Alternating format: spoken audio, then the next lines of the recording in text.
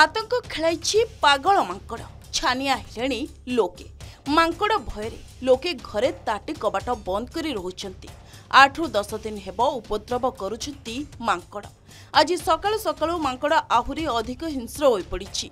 जहाकु पाउछि ताकु गोड़ाई कामुडुछि। पिलामाने school college जिबाकु भय करुछंती। बांकी थाना अंतर्गत गोपालपुर ग्राम पंचायतर सिंहनाथपुर गाँव रे मांकड़ 6 जनकु कामुडी क्षताक्त करिछि। समस्त 6 जन जाक आहतंकु संगे संगे बांकी डाक्तरखाना रे चिकित्सा करा जाइछि। चिकित्सित होई घर को फेरी सत किंतु पागल मांकड़ भय लोके घरू बाहरी पारु नाहांती।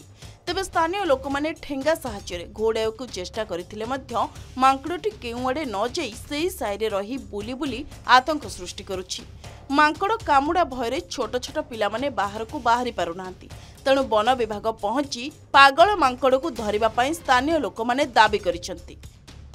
4-5टा मांकड़ कामुड़ देले मु थोड़े में सुधा छाड़ू ना पिला छुआ को छाड़ू ना तो बड़ी मोर देखा डॉक्टर ही जाइतला से औषध पत्र आनी टिके कमेति मांकड़ हाउआ तो घर डर की बाहर नांती अब पिला ने स्कूल किन जाऊ नांती 8-10 दिन है बहुत उपद्रव कर 5-6 जन लोक कामुड़ी सारे आमर छोट पिला पिली सब जिते स्कूल कॉलेज सब जापर ना आम गाँव में किसी बहुत किसी लोक सब ठेंगा पार धरिकी चारिया बुलिकी माकड़ को तड़ातड़ी करुँ 5-6 जन को कामुड़ी से जाइलानी आपण मैंने फरेस्ट मान आम रिक्वेस्ट करूँ तुरंत आसिक माकड़ को नहीं जाए।